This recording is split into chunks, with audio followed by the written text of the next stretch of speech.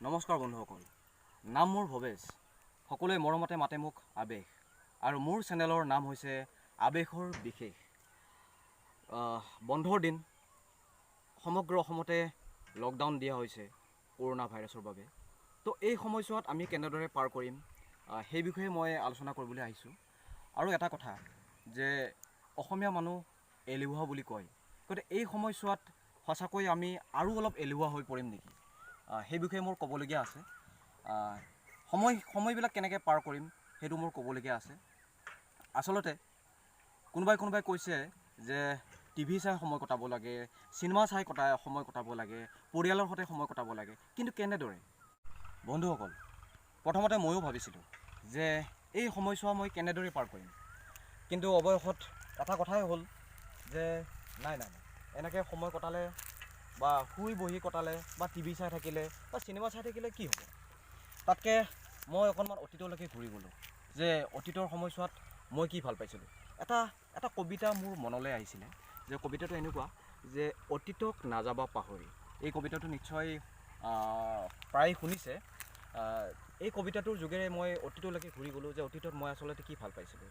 নাটক লিখি, কবিতা লিখি, গান লিখি, এইবিলাক মই খুব আচলতে এনজয় কৰিছিলোঁ।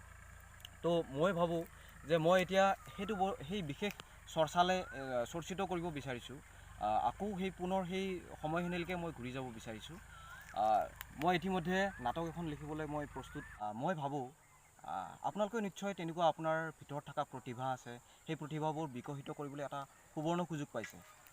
সজাগতাও অনা হ'ল আৰু নিজৰ যিখিনি প্ৰতিভা সেইখিনি প্ৰতিভা আকৌ উন্মোচিত কৰিবলৈ এটা সুযোগো লোৱা হ'ল। তো গতিকে মই ভাবোঁ আপোনালোকে লিখক, আপোনালোকে গান গাই ভাল পায় যদি গানৰ চৰ্চা কৰক, যদি আপুনি কবিতা লিখি ভাল পায় কবিতা লিখক, যদি আপুনি ছবি আঁকি ভাল পায় ছবি আঁকক, যদি আপুনি নাটক কৰি ভাল পায় তো নাটকৰ মাজলৈ আহক। ঠিক তেনেকৈ বিশেষ আপুনি কাৰ্যবোৰ হাতত লওক। নিশ্চয় আপুনি এই যিখিনি সময় আছে সেই সময়খিনি আপুনি খুব সুন্দৰভাৱে পাৰ কৰিব পাৰিব। আৰু দ্বিতীয়তে এই সময়খিনি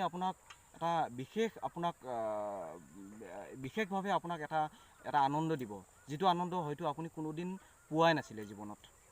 আৰু এটা কথা, বেছিকৈ ভয় খাই নাথাকিব যে কৰোনা আহিছে, কৰোনা ভাইৰাছ আমাকো এটাক কৰিব নেকি। আচলতে সেইবিলাক আপুনি মনৰ পৰা আঁতৰাই পেলাওক। কাৰণ কিয়, আপুনি যদি নিজে ছেফ হৈ থাকে, আপুনি যদি নিজৰ সজাগতা নিজক মানে সাৱধানতা অৱলম্বন কৰে, তেতিয়াহ'লে আপোনাক কেনেদৰে এটাক কৰিব পাৰে, আপোনাক কেনেদৰে সংক্ৰমণ কৰিব পাৰে? নিশ্চয় নোৱাৰে, নহয় জানো? যে মই এইকেইদিনত বহুত আগৰ পৰা ভাবি আছিলোঁ যে ইউটিউবৰ চেনেল এটা খুলিম, কিন্তু মই আচলতে এই বিষয়ে একো নলেজ নাছিলে, একো জ্ঞান নাছিলে। কিন্তু আজি মই এটা এই প্ৰথম ভিডিঅ'টো বনাইছোঁ, যাতে যুৱ প্ৰজন্মৰ হওক, ৰাইজৰ হওক, অকণমান হ'লেও কামত আহে। আৰু যদি আপোনালোকে মোৰ ভিডিঅ'টো আদৰি লয়, পিছলৈ নিশ্চয় মই আকৌ বনাবলৈ চেষ্টা কৰিম।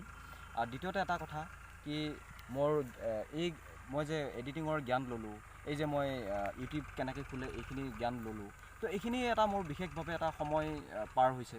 ঠিক তেনেকৈ আৰু মই ক'লোঁ যে নাটকৰ মাজলৈকে ঘূৰি গৈছোঁ, নাটক এখন লিখিবলৈ চেষ্টা কৰিছোঁ। আৰু ঘৰত মই সময় দিয়া মানে কি, মোৰ মা কৈ আছে যে পুখুৰী খান্দাৰ কথা কৈ আছে ছাপ'জ। এতিয়া কথাটো হ'ল, মই ভাবিছোঁ পুখুৰী খান্দিম বুলি। এতিয়া চাওঁ, অভ্যাস নাই। কিন্তু এটা কথা হ'ল যে গুৱাহাটীত থাকিলে ধৰক জিমত গৈ আছিলোঁ কেতিয়াবা বা ব্যায়াম কৰা হয়, কিন্তু গাঁৱত কি কৰিম? নিশ্চয় তেনেকৈ আমি সময়বিলাক পাৰ কৰি পৰিয়ালক সময় দি নিশ্চয় আমাৰ উপভোগ্য কৰিব পাৰিম নিজৰ সময়খিনি। আপুনি কি কয়? এইখিনি কৰিলে যথেষ্ট। এয়া চাওক, মই কিমান ধুনীয়া এটা পৰিৱেশত ইয়াতে মই গাঁৱত আছোঁ উপস্থিত। এয়া চাওক কি সুন্দৰ পৰিৱেশ। এই পৰিৱেশৰ মাজত থাকি এনেকুৱা এটা আমেজ, আচলতে এই আমেজটো আপোনালোকে উপভোগ কৰক, এনজয় কৰক। মই ভাবোঁ যে শুই বহি থাকি তো এনেদৰে সময় কটোৱাতকৈ অকণমান প্ৰাকৃতিক দৃশ্য উপভোগ কৰি, গাঁৱতে হওক, ওচৰতে বা পথাৰত বা ফিল্ডত, আপুনি যিখিনি জানে বা যিখিনি আপোনালোকৰ ওচৰত আছে, তো তেনেকৈ আপুনি সময় কটাই বা নিজৰ মনটোক অকণমান সতেজ কৰক। বিশেষ সমাগমৰ মাজলৈ আপোনালোকে নাযাব।